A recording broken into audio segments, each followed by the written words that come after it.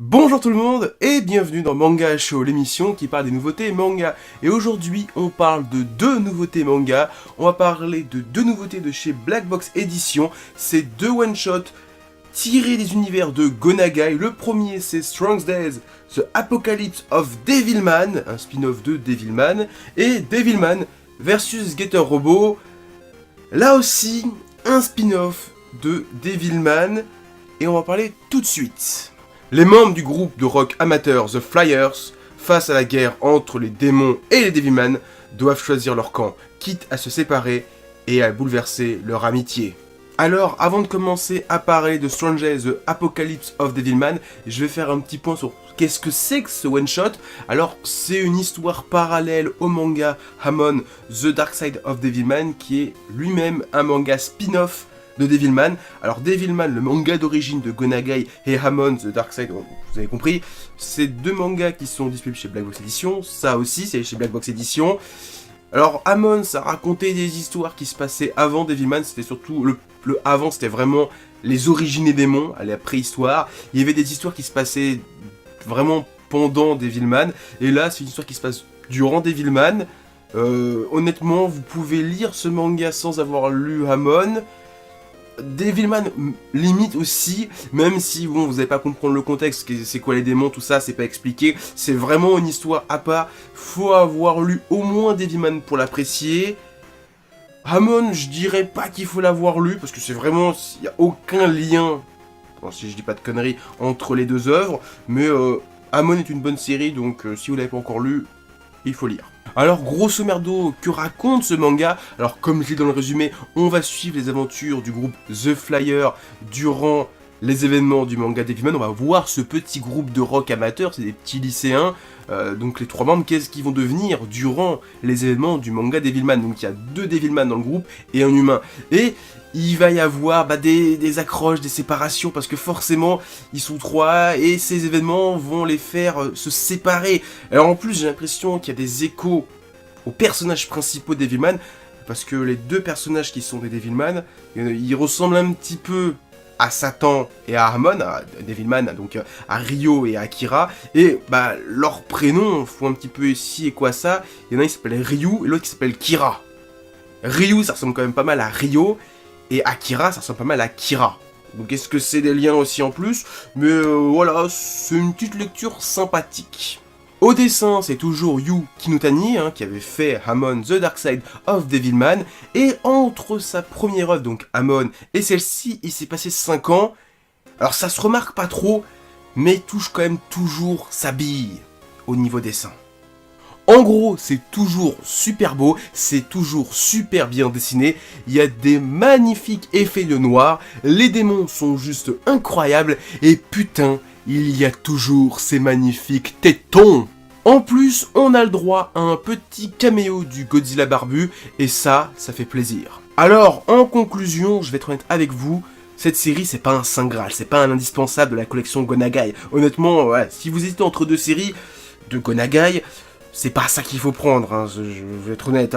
Après, si vous avez kiffé l'univers de Devilman, que vous cherchez des histoires dans le même univers, ben allez là-dessus, ça reste une très bonne série. Et en plus de ça, si vous avez jamais vu Hamon et que vous hésitez, commencez d'abord par One Shot. Si le dessin vous plaît, la narration, tout ça vous plaît, et ben Hamon, honnêtement, Hamon, ça fait 3 fois que je le répète. Si vous kiffez ce one shot, lisez le manga, on va dire, entre guillemets, d'origine, l'autre œuvre de l'auteur, parce que c'est une très bonne œuvre et qui permet de voir d'un nouvel œil Devilman, ça fait 3 fois que je le répète aussi. Mais voilà, honnêtement, c'est pas un indispensable, mais c'est une petite lecture sympathique, surtout que ça reste un one shot, donc ça va non plus, c'est pas la mer à boire. En plus, il n'y a pas vraiment de chronologie entre cette série-là et la série Hamon, donc vous pouvez très facilement commencer par ce one-shot-là, et si vous kiffez, bah, passez à Hamon. Et bon, si vous avez lu Hamon, bah, je pense que vous avez kiffé, et donc vous avez sûrement dû acheter ce manga-là. Si c'est pas le cas, bon, bah, c'est bizarre. Allez, passons à Devilman versus Getter Robot. Les démons et l'empire des dinosaures unissent leurs forces pour détruire leur ennemi commun, les humains. Pour cela, les démons se fondent dans les Mechasaurus. Akira, le Devilman, et les pilotes Getter font équipe pour les anéantir. Alors, je vais être sincère, cette série, c'est un gros crossover entre la licence Devilman et la licence Getter Robo, deux licences créées par Go Nagai, et c'est juste une série, un one-shot, fanservice, hein. Honnêtement, voilà, c'est juste pour les fans des deux licences, les voir coexister, les voir travailler ensemble. À part ça, c'est pas une série qui va voler très très haut. Après, c'est vrai, voir Akira Fudo, le Devilman, et les pilotes Getter travailler ensemble pour affronter leurs ennemis respectifs, c'est stylé, c'est cool, franchement, il y a le petit côté fanboy, tu fais « Ah, j'aime bien !» En plus, tu vois les personnages des histoires écrites par Go Nagai, le Nagaiverse, coexister, c'est cool, même si, en vrai, leurs univers sont pas du tout en adéquation, c'est pas du tout possible, mais ça reste cool à voir. En fait, ce one-shot, c'est du expandable en page. Voilà, c'est du fanservice, c'est juste, attendez, voilà, genre Dinosaurus versus Requinzoros, machin, voilà, c'est un peu ces films un peu débiles américains où t'as des gros monstres qui s'affrontent, ça a ni queue ni tête, mais c'est juste cool à voir. Et ben, Devilman versus Getter Robo, c'est ça, c'est juste du fanservice en page, c'est cool à voir. En plus, comme c'est un crossover et donc que c'est destiné aux fans des licences, eh bien Go Nagai dans cette histoire s'embarrasse pas à expliquer c'est qui Akira Fudo, c'est qui les Devilman, c'est qui les démons, c'est qui les Getter Robo, c'est qui les Dinosaurus. Non, non, non, t'es un fan, tu connais tout ça, on arrive, ils se rencontrent, ils se bastonnent, point barre. Y a pas le temps de faire de la présentation de personnage, c'est direct de l'action, et pendant 200 pages, c'est de l'action, de l'action, de l'action, de l'action. C'est juste du putain de fanservice, c'est juste pour qu'on kiffe, et franchement, ça marche. Niveau dessin, on est sur un manga beaucoup plus moderne, il a été écrit en 2010. Pour ceux qui veulent un comparatif, les mangas les plus modernes édités chez Black Box Edition, c'est Utamaro ou Grendizer Giga.